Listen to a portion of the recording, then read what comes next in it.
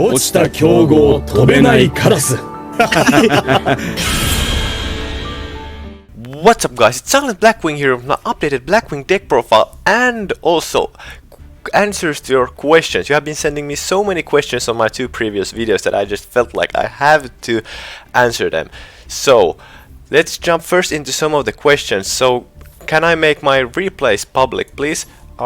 Yes, I definitely can. Here are my replays that I currently have. These are all public. Some of them are going first, some of them are going second, and I would highly suggest you following me because I will be changing the list of replays every now and then, you know, because you can only I think have like 10 replays here maximum. After that you have to start deleting stuff. So go ahead and follow me if you want to see some replays that I won't be uploading to YouTube, so you can still see them and maybe learn something from them.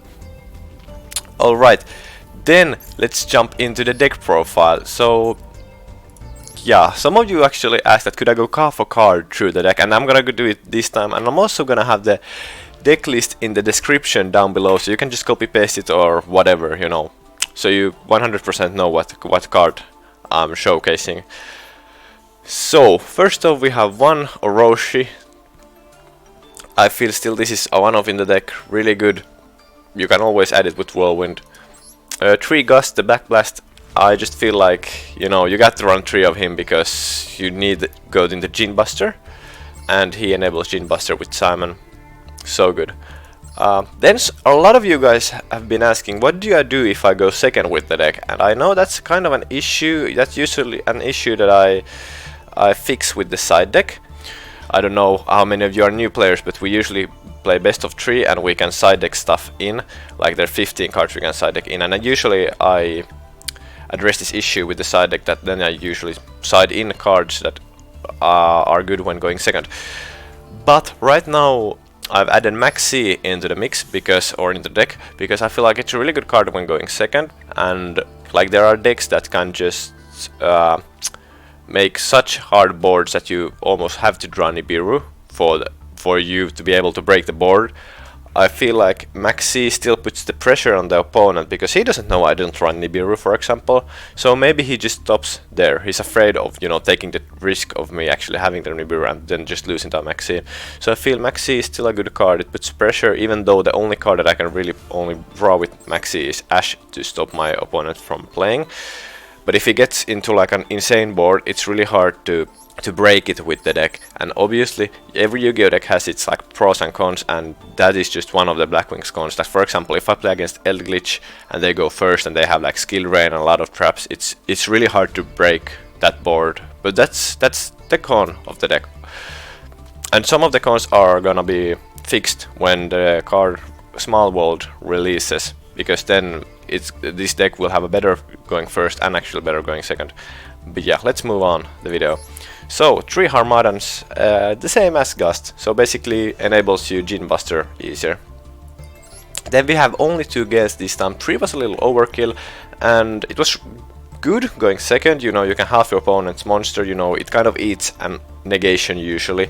Like if your opponent has an Apollousa, you can just try to half it, and of course obviously they're gonna negate it, so you know, and you can also bounce it back with Zephyros and play it again, and you know, stuff like that. So I feel like Gale is good at too.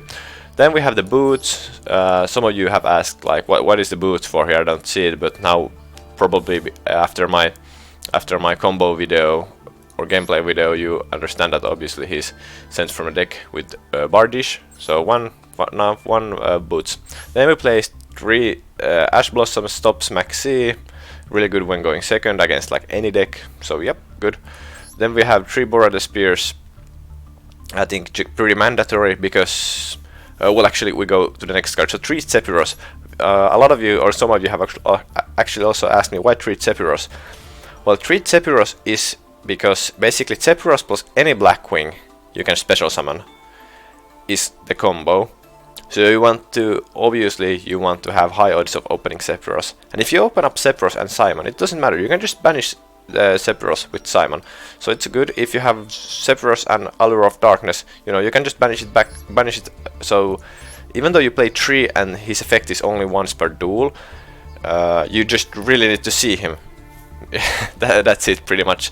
So yeah, you want to maximize your odds of drawing him. So yeah, 3 Zephyros. Then we have 3 Kris. 3 Kris just to maximize the level 4s in the deck that can be special summoned. He's also once per turn you can special summon him, but he rarely ever clogs. He's just a really good card. Yeah. Then we have 2 Austers. Auster at 2 is mainly for, you know, because when you go with Simon and, you know, you search it with Simon, obviously.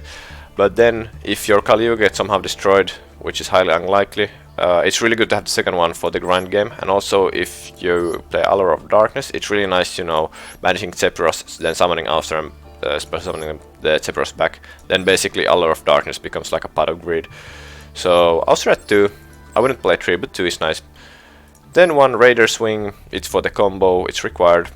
Then 3 Simons, the opener or the starter of the deck, really good.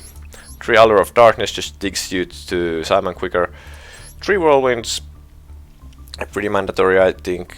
Just, you know, really nice when you have Zephyros, like activate Whirlwind, summon Zephyros, and then you can just, you know, if they have something, you can still bounce with the Whirlwind back and summon Zephyros back and continue your place. So 3 Zephyroses. Then 1 Phantom Knight's rank up magic launch, yeah, basically for the Kaliuga. Then the second rank up Phantom Knight's rank up magic force, yeah. So the rank up cards you need, and then we have Shade Brigandine. That's the trap card basically here. So all of these are, you really need them for the combo. Then for the extra deck, somebody asked me why do I still play Nothung, the Starlight, you know, he's kind of like old. Yeah, he is old, but it's just my personal preferences. I really like Nothung. He actually got me into top 4 in my national championships, so that's maybe it's just I just like him, and it's also really nice because pick cards that cannot be targeted. He doesn't target, so you know you can make cards that cannot be targeted and are really, you know, big bodies. You can just make them lose 800 attack, and maybe that's the difference for you to getting over them or whatever. So I like it, and you obviously you get the second normal summon, so that's really good. Then we have 1 Raikiri. He's good mainly going second and just popping and like testing the fields, or like testing, you know, because when you hit summon this, you know, your opponent obviously have to just play something, because if they don't, you're just gonna break their board. Borreload Savage Dragon, really good when going first, and also pretty good when going second, if you can kind of make it in the like end of your combo. And a lot of you have asked me, how do I play if I go second? I usually always try to go for full armor master. What I'm trying to do is just, you know, play Simon's effect, pay the cost, and search Auster. Auster try to special summon back. Maybe he gets the monster banished or not, and, you know, search with Whirlwind obviously. But trying to make full armor master. If they don't have a Soul M when this card drops, you are really like back in the game, even though they would have a really big field. Because after Full Armor Master hits the field, you play Auster's effect, and let's say they have a Borreload Savage Dragon or whatever, like a Herald card that can negate it. Okay, if they negate Auster, you know what? Blackwing Full Armor Master's effect puts a counter on the card that negated it. So a Herald, like a Borreload or whatever. And after that, because the card has a wedge counter, you can play Full Armor Master's effect to take control of that card. So that's, and you know, if they try to negate it again, you know, guess what? He's unaffected by other cards' effect. So it doesn't matter if you try to negate it. You're still gonna get it to your side. So that's usually how I try to break boards when going second. Sometimes they have just such an insane board that it's like impossible, but you know, that's Yu-Gi-Oh! And that's where I think side deck would come in. So, but yeah, that's mainly my strategy when going second. Then we have 1 Djinn Buster when going first. You can negate Nibiru's and hand traps, it's nice.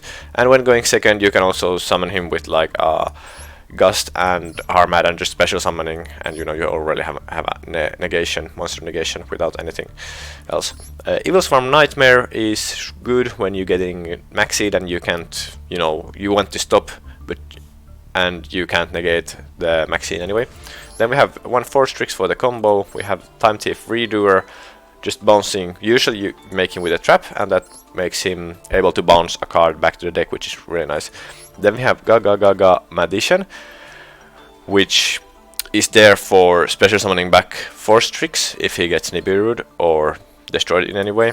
Then we have Arsenal Falcon, which is just there for the combo, mainly like Kaliuga combo. And then we have Kaliuga, King Kaliuga. Then we have a Y-Strix, he's also there for the combo, nothing special.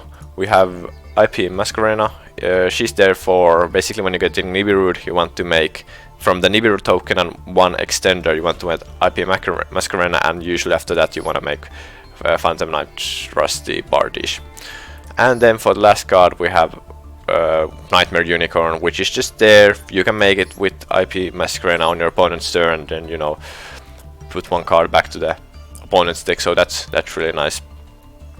And some of you have also asked, can you do combo videos about the deck, explaining like how different combos are made? I have a lot of old videos, or not even like that old videos, like 2-3 months old videos that you should be able to watch, like in my channel. They explain a lot of them. I have like Blackwing combos and stuff. Nothing of this is really new, because all of these cards right here are fairly old, to be honest.